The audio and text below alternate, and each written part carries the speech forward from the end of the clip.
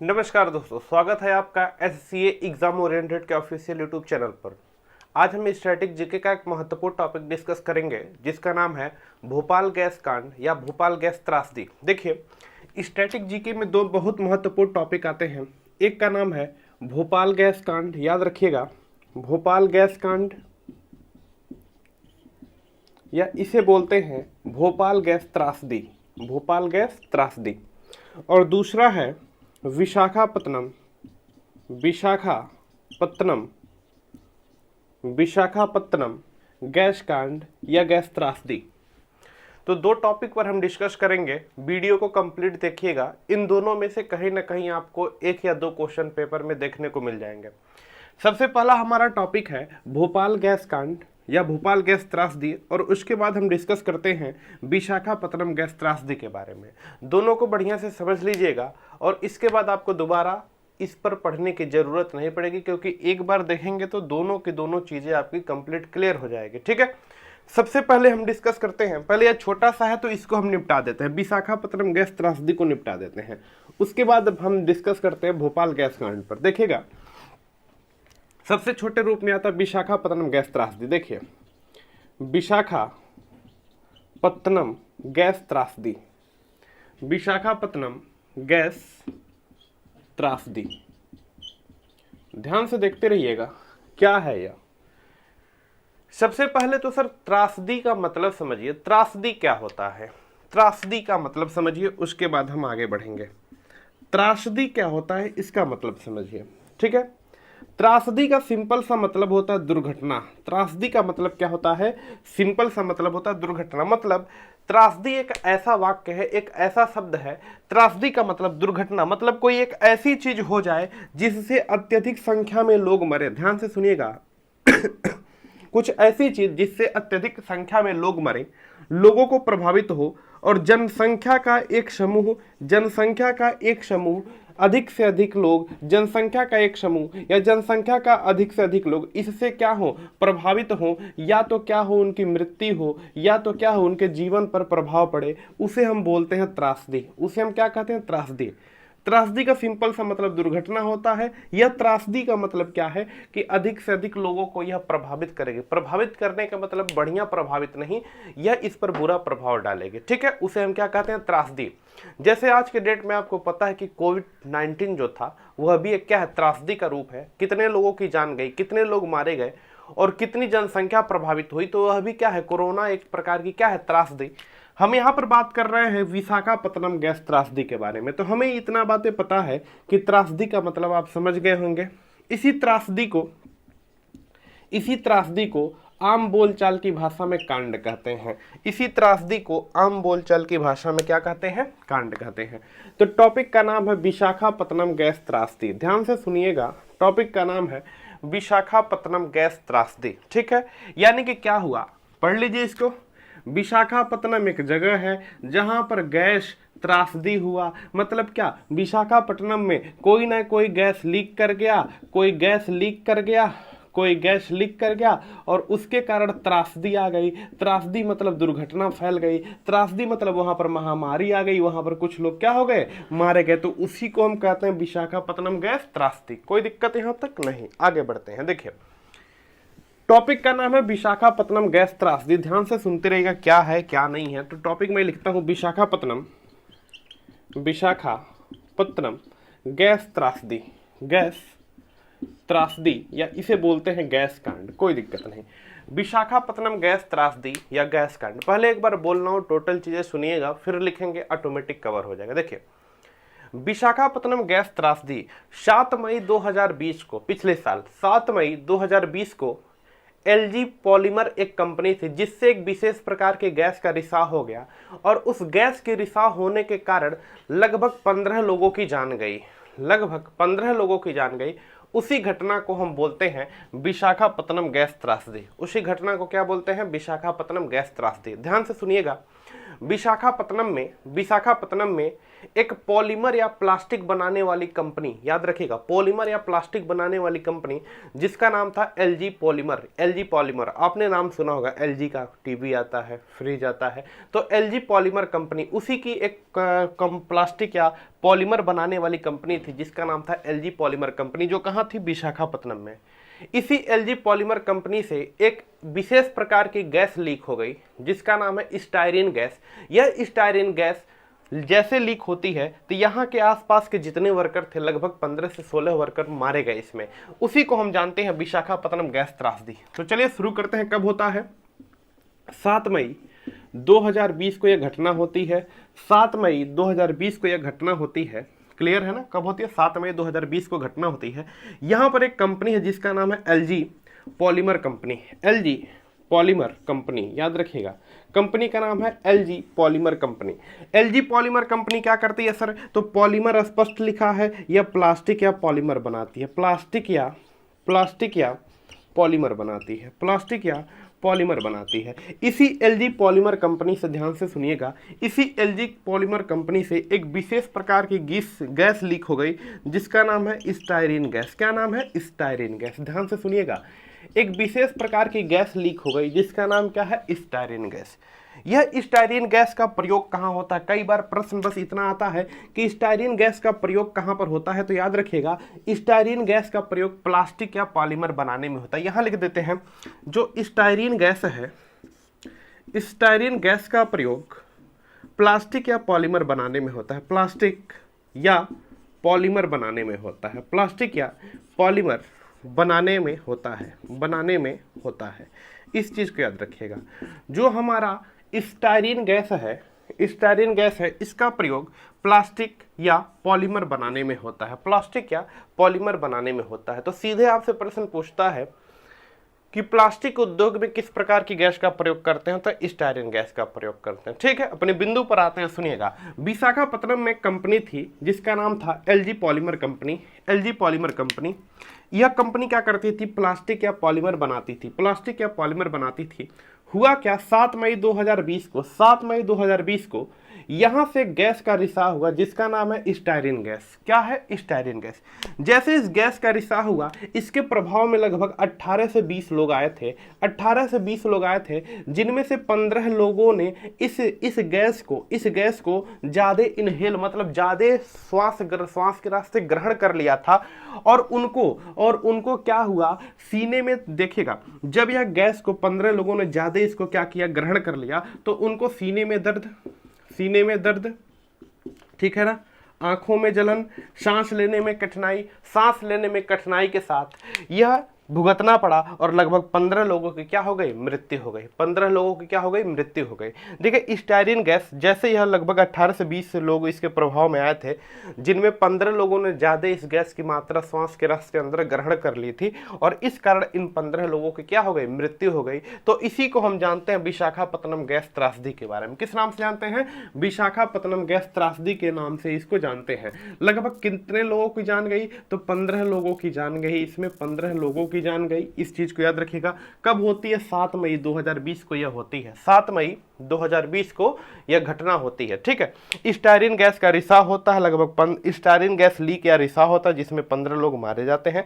Styrene gas का प्रयोग हम प्लास्टिक या पॉलीमर बनाने में करते हैं। इतनी बातें क्लियर हो गई होगी। ठीक है, थोड़ी सी बात करते हैं स्टायरीन गैस के बारे में। ध्यान से सुनिएगा, थोड़ी सी बात करते हैं स्टायरीन गैस के बारे में। ध्यान से देखते रहिएगा, स्टायरीन गैस के बारे में बात करते हैं। स्टायरीन गैस के बारे में बात करते हैं। देखिए, जो यह स्टायरीन गैस है, ध्यान से सुनिए। सबसे पहले तो आपको पता है कि इसका प्रयोग पॉलीमर या प्लास्टिक बनाने में किया जाता है। ठीक है, चलिए, जो स्टायरीन गैस है, इसका जो उचित तापमान है, उचित ताप इसे 20 डिग्री सेंटीग्रेड से कम ताप पर रखा जाना चाहिए। मतलब ध्यान से समझिएगा, जो स्टायरीन गैस है इसे 20 डिग्री सेंटीग्रेड से कम ताप पर रखा जाना चाहिए। यह जो स्टायरीन गैस है, नाम तो है गैस, लेकिन होती है तरल अवस्था में। क्या होती है? तरल अवस्था में। ध्यान से सुनिएगा, जब इसको 20 डिग्री सेंटीग्रेड 20 डिग्री सेंटीग्रेड ताप से हम कम ताप पर रखते हैं, 20 डिग्री सेंटीग्रेड ताप से हम कम ताप पर रखते हैं, कम ताप पर रखते हैं तो यह किस अवस्था में होती है? तरल अवस्था में। क्या होती है? तरल अवस्था में, याद रखिएगा। परंतु जैसे इसका तापमान 20 डिग्री सेंटीग्रेड से अधिक ताप पर होता है, यह तुरंत गैस की अवस्था में बदल जाती है और यह सिलेंडर से लीक कर जाएगी, सिलेंडर से लीक कर जाएगी। तो ध्यान से समझिएगा, विशाखापत्तनम गैस त्रासदी जिस कंपनी में हुआ, नाम क्या था? LG polymer company, LG polymer company. इसमें जो स्टायरीन गैस था यह 20 डिग्री सेंटीग्रेड से उच्च ताप पर था। कितने पर था? 20 डिग्री सेंटीग्रेड ताप से उच्च ताप पर था और यही कारण है कि 15 लोगों की जान गई, 15 लोगों की जान गई। देखिए स्टायरीन गैस, यहाँ पे इसको फोकस करिएगा जरा, देखिए यहाँ पर स्टायरीन गैस, ध्यान से सुनिएगा। स्टायरीन गैस हवा के साथ, हवा या यूं कहें ऑक्सीजन के साथ बहुत तेजी से मिलती है, ऑक्सीजन के साथ या हवा के साथ बहुत तेजी से मिलती है। और जो भी इस हवा या इस ऑक्सीजन को लेता है उसके सांसों के रास्ते शरीर में चली जाती है, फेफड़े में चली जाती है और आंखों में तेज जलन, सांस लेने में कठिनाई, सीने में दर्द के साथ यह उभरता है। अगर उचित समय पर इलाज ना मिले तो व्यक्ति का जान जाना निश्चित है। लगभग 20 से 22 लोग इस गैस का शिकार हुए थे, लगभग 15 लोगों की जान गई थी, बाकी के सबका इलाज हुआ, ठीक हो गए। तो विशाखापत्तनम गैस त्रासदी में कितने लोगों की जान गई सर? 15 लोगों की। कितने लोगों की जान गई? 15 लोगों की। इस चीज को याद रखिएगा। कौन सी गैस लीक हुई? तो स्टायरीन गैस लीक हुई थी। स्टायरीन गैस हवा के साथ बहुत तेजी से मिलती है और सांसों में पूरे अंदर तक चली जाती है। आंखों में तेज जलन, सीने में दर्द होगा। तो इस चीज के अंदर 15 लोगों की जान गई। इसे हम जानते हैं विशाखापत्तनम गैस त्रासदी। किस कंपनी में हुआ? एलजी पॉलीमर कंपनी में। एलजी पॉलीमर कंपनी क्या करती थी? प्लास्टिक या पॉलीमर बनाती थी। किस गैस का प्रयोग होता था? स्टायरीन गैस का प्रयोग होता था। क्लियर है?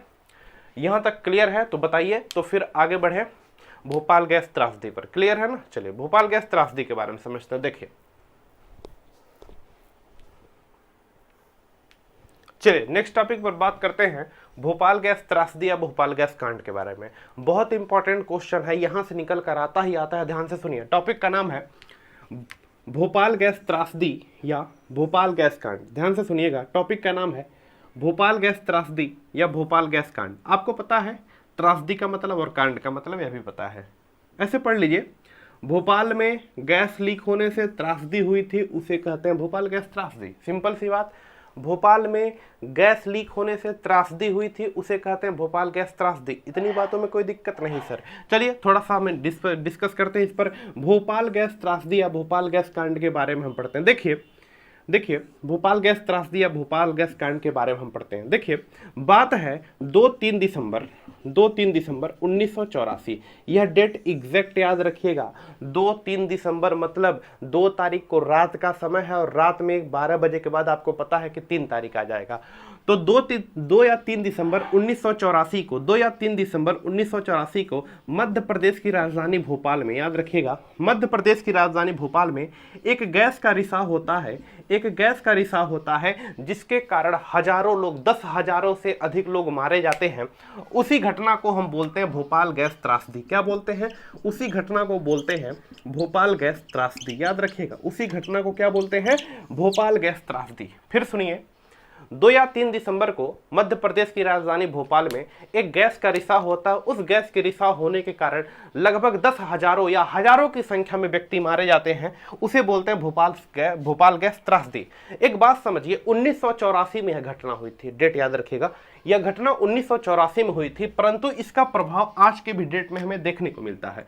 यह घटना 1984 में हुई थी, परंतु आज के डेट में, आज लगभग 2021-2020 चल रहा है, 2021-20 में इसका प्रभाव हमें पूरा का पूरा देखने को मिलता है। यह घटना हुई थी 1984 में, परंतु प्रभाव उसका 2021 मतलब आज तक देखने के लिए मिल रहा है।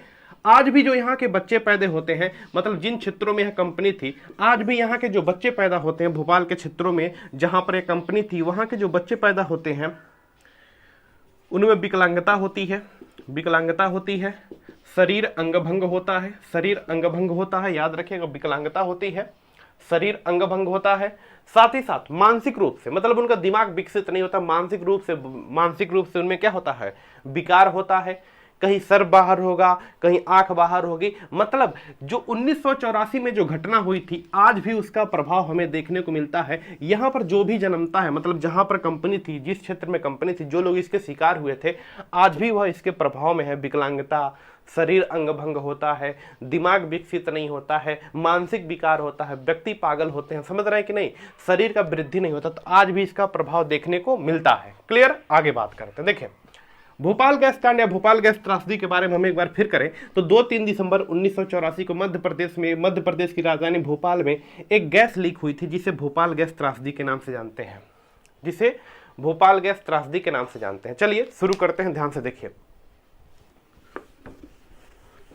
ध्यान से समझते रहिएगा। भोपाल गैस त्रासदी, भोपाल गैस त्रासदी कब होती है? 2-3 दिसंबर 1984, 2-3 दिसंबर 1984। याद रखिएगा मध्य प्रदेश की राजधानी भोपाल में, मध्य प्रदेश की राजधानी भोपाल में कार्बाइड या कीटनाशक बनाने वाली एक कंपनी थी। ध्यान से सुनिएगा, मध्य प्रदेश की राजधानी भोपाल में कार्बाइड या कीटनाशक बनाने वाली एक कंपनी थी जिसका नाम था यूनियन कार्बाइड कंपनी। क्या नाम था? Union carbide company. याद रखिएगा क्या नाम था? Union carbide company. और इस यूनियन कार्बाइड कंपनी से एक गैस का रिसाव होता है, एक गैस का रिसाव होता है, बड़ा इंपॉर्टेंट है। इस यूनियन कार्बाइड कंपनी से एक गैस का रिसाव होता है जिसे बोलते हैं MIC। क्या बोलते हैं? मिक। क्या बोलते हैं? मिक। Methyl isocyanate. एक गैस का रिसाव होता है जिसे बोलते हैं मिथाइल आइसोसाइनेट। और इस गैस के रिसाव होने से, ध्यान से सुनिएगा, क्या है? भोपाल में यूनियन कार्बाइड कंपनी थी, यहां से गैस का रिसाव होता है। इस गैस का नाम है MIC, मतलब मिक बोलते हैं इसे, मिथाइल आइसोसाइनेट। इस गैस के रिसाव होने से लगभग हजारों की संख्या में 10,000 से अधिक लोग मारे गए, 10,000 से अधिक लोग मारे गए। सरकारी आंकड़ा याद रखिएगा, सरकारी आंकड़ा केवल बताता है 5,000 लोग मारे गए, सरकारी आंकड़ा बताता है 5,000 लोग मारे गए, परंतु वहां पर लगभग 15,000 लाशें बरामद हुई थी, 15,000 लाशें मिली थी, परंतु सरकारी आंकड़ा कितना बताता है? 5,000 लोग मारे गए। याद रखिएगा मिथाइल आइसोसाइनेट से जो लोग इसके प्रभाव में आए सारे के सारे लोग मारे गए, लगभग 15,000 लोग मारे गए, 15,000 का वहां पर लाश मिलता है, सरकारी आंकड़ा बताता है कि 5,000 लोग मारे गए। चलिए कुछ और बात करते, देखिए इस बात करें इस कंपनी का वर्तमान में नाम देखिएगा, पहले नाम था यूनियन कार्बाइड कंपनी। यह कंपनी क्या करता था? तो कार्बाइड या कीटनाशक बनाता था, कार्बाइड या कीटनाशक बनाता था। याद रखिएगा कार्बाइड या कीटनाशक बनाता था। इस कंपनी का वर्तमान नाम है, इस कंपनी का नाम परिवर्तित करके डाउ केमिकल कंपनी कर दिया गया। क्या कर दिया गया? डाउ केमिकल कंपनी कर दिया गया। याद रखिएगा इस कंपनी का नाम परिवर्तित करके डाउ केमिकल कंपनी कर दिया। इस कंपनी का जो मालिक था,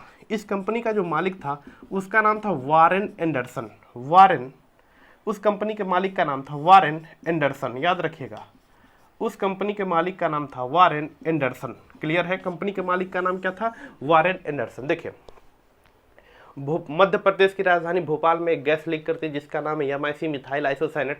यह मिथाइल आइसोसाइनेट लीक करते हुए लगभग यहाँ के आसपास के लोग क्या होते हैं? मारे जाते हैं। लगभग 15,000 लोग या 10,000 से ऊपर लोग मारे जाते हैं।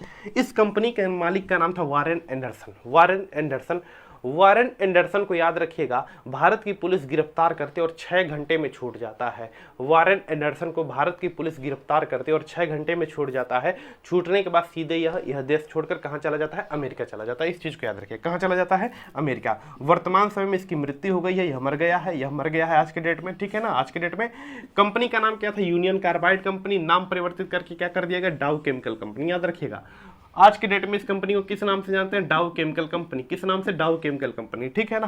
कौन सी गैस लीक हुई थी? MIC, methyl isocyanate gas leak हुई थी। कब हुआ था? 2-3 दिसंबर 1984 को।